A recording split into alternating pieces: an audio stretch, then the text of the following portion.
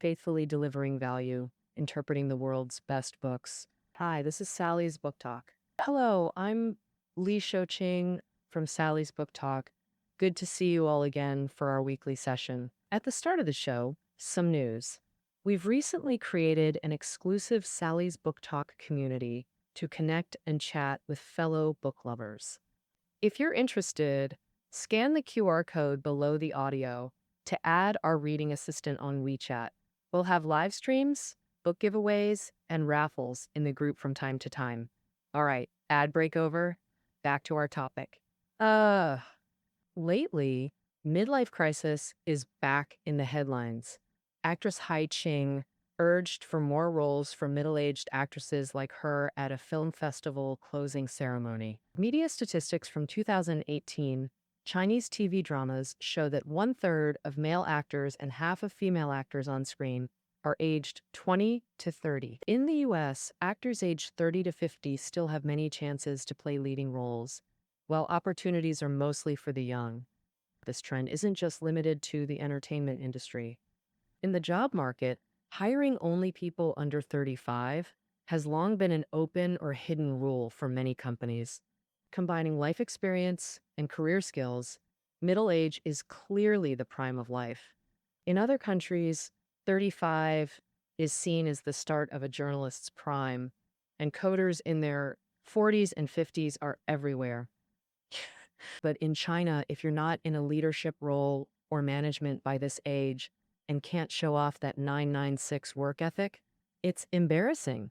Maybe that's why a show like The Big Band, featuring middle-aged punk rockers, resonates with so many. A news commentary stated employers replace older workers with younger ones for profit maximization, calling it a sick form of social Darwinism. But the problem is, we all age and new generations come along. If being older means being outdated and disposable, what age is truly young? Who remains unscathed in this competition? In under 6 months, the post-90s generation will be hitting their 40s. Our department's 96 interns already call themselves old aunties, and as the young blood, they have their own worries too. Last summer, a line from the Japanese drama Osan's Love went viral on Weibo. Don't yell at young people, they'll quit right away. But you can berate middle-aged folks to death, especially those with houses, cars, and kids. Some netizens said that's not true, because although young people don't own houses or cars, they have Huabei, Jibei, and credit cards. A post-90s person I know once told me when exhausted from overtime work, I want to go out and have fun, I want to date too. Will age anxieties stick with us for life? Maybe so. Next week, we'll share a book about the struggles of elderly people in our neighbor, Japan. The book is called Old Age Bankruptcy. Adapted from a documentary by Japan's NHK TV station, Japanese people are famous for their long lives and high welfare. The elderly in the book lived through Japan's economic boom. They had property and social security, yet still ended up in old age bankruptcy. With not enough money, they eat just 2 meals a day, avoid going to the hospital, and have no one to care for them. When lonely, they chat with crows outside the window. What turned longevity into a nightmare? NHK excels at documentaries on social realities. We've previously covered A Society Without Ties and Women's Poverty, both powerful NHK documentaries.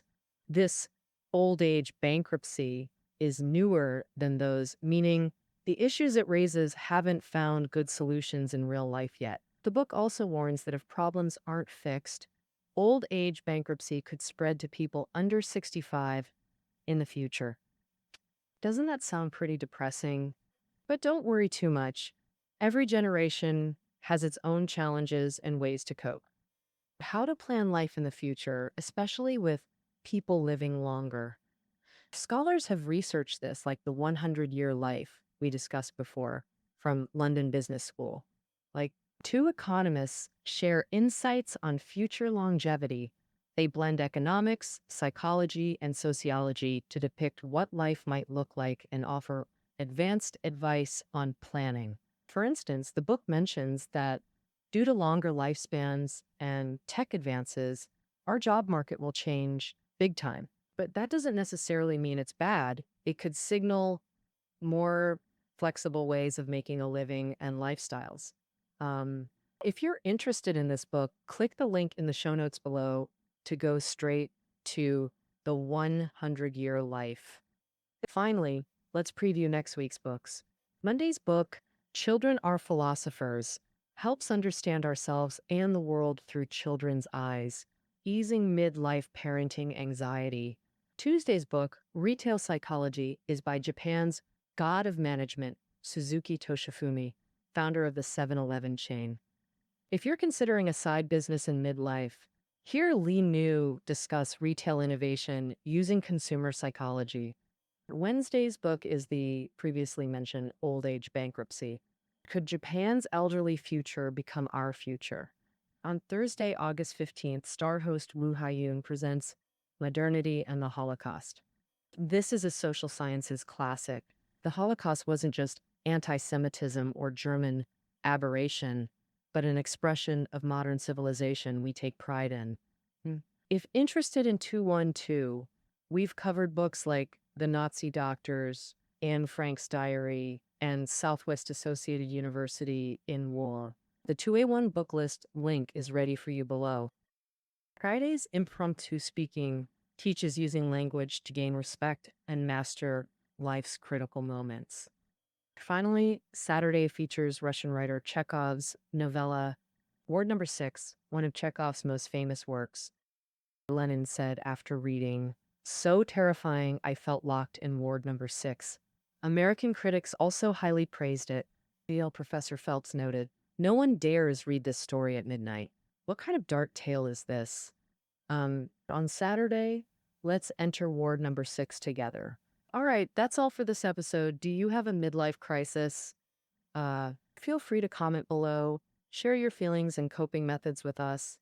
Scan the QR code below to add our reading assistant on WeChat and join Himalaya Storytelling's exclusive community. See you next time.